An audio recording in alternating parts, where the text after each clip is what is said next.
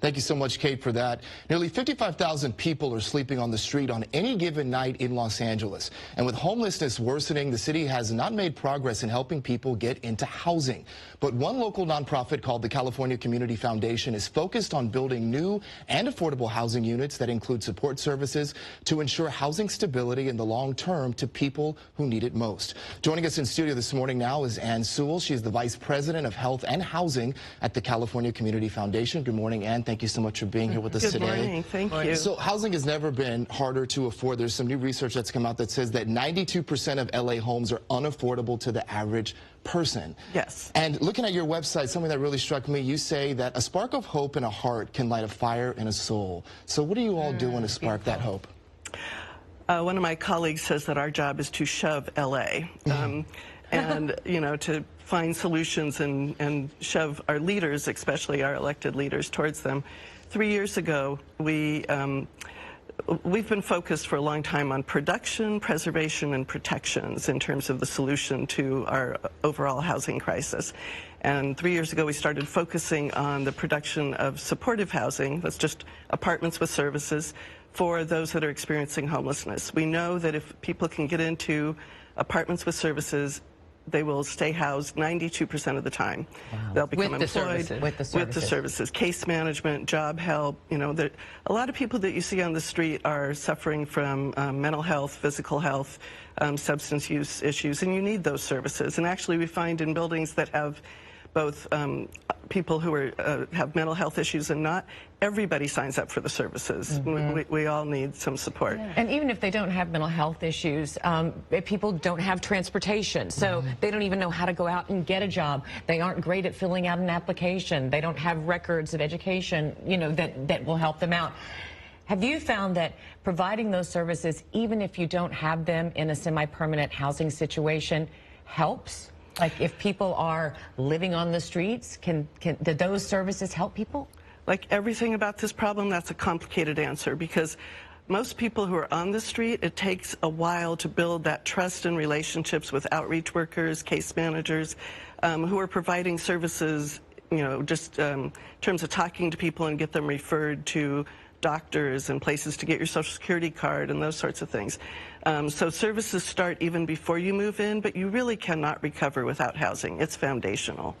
And so that's why we really moved to producing. At the time we started working on this, the city only had enough resources to do 300 units a year of supportive housing, and we had 26,000 unsheltered people in the city of LA. And so we supported Measure HHH with our foundation partners, our elected officials, and now we have enough to do 1,000 units a year. And if we hadn't done HHH, we would have 900 units in the pipeline. We have almost 6,000. Wow. So it really makes a difference. So it's really going to make a difference. And give us some perspective here, because, you know, when the new numbers came out and it's, you know, spiked, homelessness spiked 16%, despite the millions of dollars, the efforts by our mayor. You talked at the beginning of this interview about our, you know, you have to push, you have to shove our elected officials. To do what more? What are we not doing right? Because the problem is only getting worse. That's right.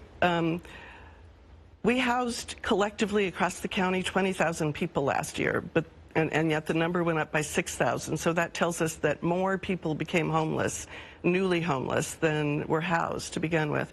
And the issue isn't just supportive housing. In the 80s, we were building in LA County, we were building between 60 and 80,000 apartments a year.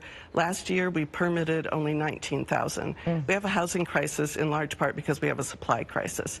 And so we need to build a lot more housing. We need to build a lot more intentionally affordable housing. But the governor has made that a mandate. Is that enough for you in your mind? No, it's not enough for me. And we also need, you know, financial resources. We cut redevelopment in 2012.